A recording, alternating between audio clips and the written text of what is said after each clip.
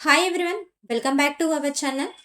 ఈ వీడియోలో ఫోల్డర్ అనేది ఎలా క్రియేట్ చేయాలి, క్రియేట్ చేసిన ఫోల్డర్ని ఎలా డిలీట్ చేయాలి, ఈ ఫోల్డర్కి నేమ్ అనేది ఎలా చేంజింగ్ చేసుకోవాలి, at a time multiple folders అనేది ఎలా క్రియేట్ చేయాలి, ఈ ఫోల్డర్ని కనిపించకుండా ఎలా చేయాలి, హైడ్ ఎలా చేయాలి, షో ఎలా చేయాలి, దీన్ని లాక్ అనేది ఎలా చేయాలి, అన్లాక్ ఎలా చేయాలి, ఇటువంటి టాపిక్స్ అయితే నేర్చుకోబోతున్నారు ఈ వీడియోలో.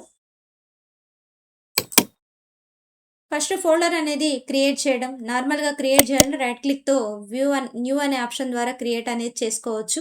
ఇక్కడ ఫోల్డర్ మీద క్లిక్ చేస్తే ఫోల్డర్ అనేది క్రియేట్ అయిపోతుంది. అలా కాకుండా షార్ట్‌కట్ వచ్చేసరికి దీనికి ఈ కీబోర్డ్‌లో కంట్రోల్, షిఫ్ట్ హోల్డ్ చేసి ఎన్ ప్రెస్ చేయండి. న్యూ ఫోల్డర్ అయితే క్రియేట్ అయితుంది. దీనికి నేమ్ అనేది ఎలా చేంజింగ్ చేసుకోవాలి. ఆల్రెడీ దీనికి న్యూ ఫోల్డర్ అనే నేమ్ ఉంది. దీన్ని మళ్ళీ చేంజింగ్ అనేది చేసుకోవాలి అనుకుంటే గనక ఈ ఫోల్డర్‌ని రైట్ క్లిక్ ఇచ్చి రీనేమ్‌లోకి వస్తే గనక నేమ్ అనేది చేంజింగ్ అవుతుంది. ఇక్కడ బ్యాక్ స్పేస్ ఇచ్చి నేమ్ అనేది చేంజ్ చేయండి. ఎంటర్ ప్రెస్ చేస్తే నేమ్ అనేది సెట్ అయిపోతుంది. లేదు దీనికి షార్ట్‌కట్ యూజ్ చేయాలంటే F2 ప్రెస్ చేయండి. ఇక్కడ ఎడిట్ మోడ్‌లోకి వస్తుంది. దీని నేమ్ అనేది చేంజింగ్ అనేది చేసుకోవచ్చు.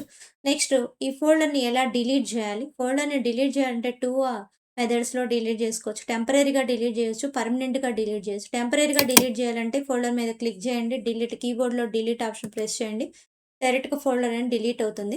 ఈ డిలీట్ అయిన ఫోల్డర్ అనేది ఇక్కడ మళ్ళీ రీసైకిల్ బిన్‌లో అనేది ఇక్కడ ఉంటుంది. ఈ రీసైకిల్ బిన్‌లో నుంచి మళ్ళీ మనం రీస్టోర్ అనేది చేసుకోవచ్చు. ఇక్కడ ఫోల్డర్‌ని సెర్చ్ చేయాలంటే గనక కంట్రోల్+E అనేది ప్రెస్ చేయండి. ఇక్కడ సెర్చింగ్ ఓపెన్ అవుతుంది సెర్చ్ బాక్స్. ఈ సెర్చ్ బాక్స్‌లో మీ ఫోల్డర్ నేమ్ ఇచ్చేసేయండి. ఫోల్డర్ నేమ్ ఇచ్చేసేసి ఎంటర్ ప్రెస్ చేయండి. ఇక్కడ ఇది మళ్ళీ రీస్టోర్ అనేది చేయాలంటే గనక ఇక్కడే రైట్ క్లిక్ ఇచ్చేసేసి రీస్టోర్ మీద క్లిక్ చేసేసేయండి. దీని మీద క్లిక్ చేసి రైట్ క్లిక్ ఇచ్చి రీస్టోర్ మీద క్లిక్ చేస్తే మళ్ళీ ఇది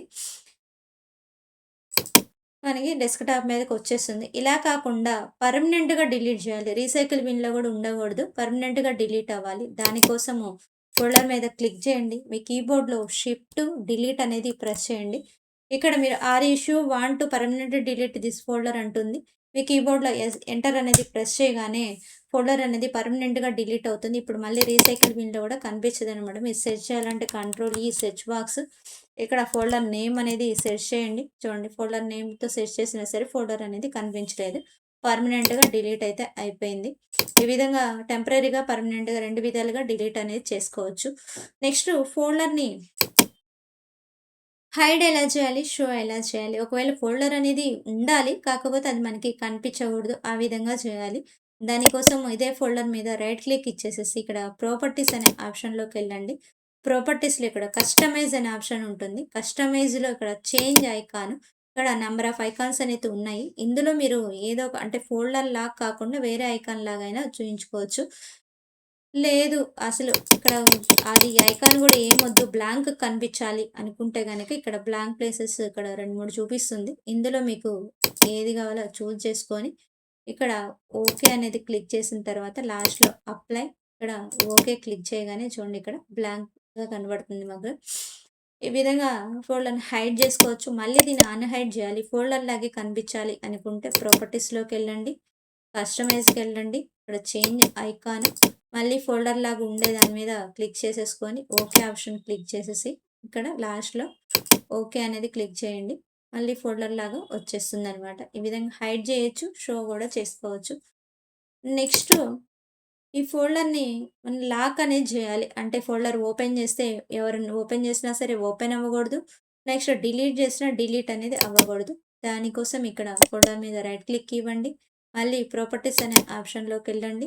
ప్రాపర్టీస్‌లో ఈసారి సెక్యూరిటీ మీద క్లిక్ చేసుకున్న తర్వాత లాస్ట్‌లో ఇక్కడ అడ్మినిస్ట్రేటర్స్ అక్కడ క్లిక్ చేసేసి ఎడిట్ ఉంటుంది. ఇక్కడ ఎడిట్‌లోకి రండి. ఎడిట్‌లోకి వచ్చిన తర్వాత మళ్ళీ అడ్మినిస్ట్రేటర్స్ మీద క్లిక్ చేయండి.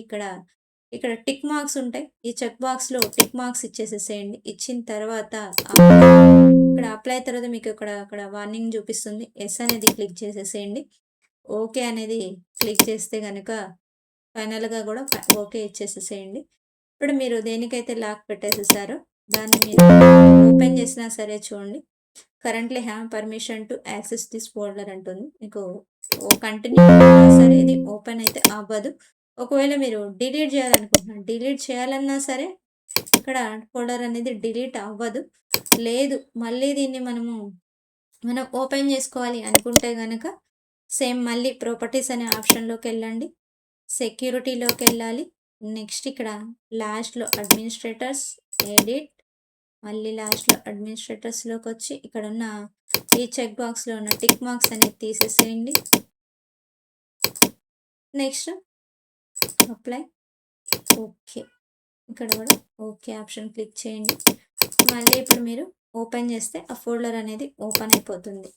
ఈ విధంగా లాక్ అనేది ఇది టెంపరరీగా ఇది మళ్ళీ ఈ ఆప్షన్ ఎవరైనా తెలిసినా సరే వాళ్ళు ఓపెన్ చేసుకోవచ్చు. ఆప్షన్ తెలియని వాళ్ళైతే మాత్రమే దీన్ని ఓపెన్ అనేది చేయలేరు. లాక్ పెట్టుకోవాలనుకుంటే గనక దీనికి మనము ఇక్కడ సాఫ్ట్‌వేర్స్ అనేది యూజ్ చేయాల్సొస్తుంది. సాఫ్ట్‌వేర్ ద్వారా మాత్రమే మనము లాక్ అనేది చేయడానికి ఉంటుంది. నార్మల్‌గా లాక్ చేయడం అయితే లేదు ఫోల్డర్‌కి. ఈ ఆప్షన్ ద్వారా ఎవరైనా సరే ఓపెన్ చేయొచ్చు. కాకపోతే ఈ ఆప్షన్ తెలియని వాళ్ళు మాత్రమే ఓపెన్ చేయలేరు దీన్ని.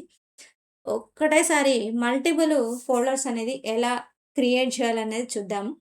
ఇక్కడ ఫోల్డర్స్ అనేది క్రియేట్ చేయాలంటే ఫస్ట్ మనం నోట్‌ప్యాడ్ అనేది ఓపెన్ చేసుకోవాలి. సెర్చ్‌లోకెళ్ళి నోట్‌ప్యాడ్ అనేది టైప్ చేసుకోండి. నోట్‌ప్యాడ్ ఓపెన్ చేసుకోవాలి.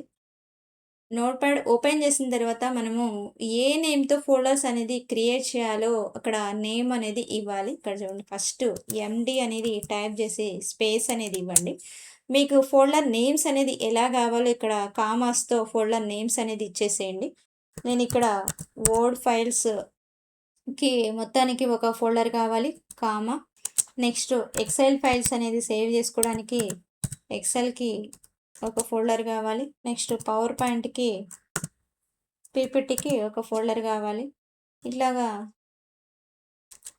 ఇంకా మీకు ఎన్ని కావాలంటే అన్ని ఇట్లా కామాస్‌తో ఇచ్చేసేసేయండి. నెక్స్ట్ ఇప్పుడు ఈ ఫైల్‌ని మనం సేవ్ అనేది చేయాలి. ఫైల్ సేవ్ చేసేటప్పుడు సేవ్ ఆప్షన్ మీద క్లిక్ చేసుకున్న తర్వాత ఇక్కడ ఫైల్ నేము అడుగుతుంది. ఈ ఫైల్ నేమ్ అనేది ఇక్కడ ఈ ఫార్మాట్‌లో కాకుండా మనము ఇక్కడ బ్యాట్ అనే ఫార్మాట్‌లో ఫైల్ నేమ్ అనేది ఇవ్వాలి. ఆ ఫార్మాట్‌లో దీన్ని సేవ్ అనేది చేయాలి. ఇక్కడ మిగిలిన ఫైల్ నేమ్స్ అనేది మార్చుకున్నా సరే బ్యాట్ అనేది యాడ్ చేయాలి లాస్ట్‌లో. నెక్స్ట్ మీరు ఎక్కడైతే సేవ్ చేసుకున్నారో ఫైల్ లొకేషన్ అనేది క్లిక్ చేయండి. నేను డెస్క్‌టాప్ మీద సేవ్ చేస్తున్నాను. డెస్క్‌టాప్ మీద క్లిక్ చేసి సేవ్ మీద క్లిక్ చేసేసాను. ఇప్పుడు ఇది క్లోజ్ చేస్తున్నాను.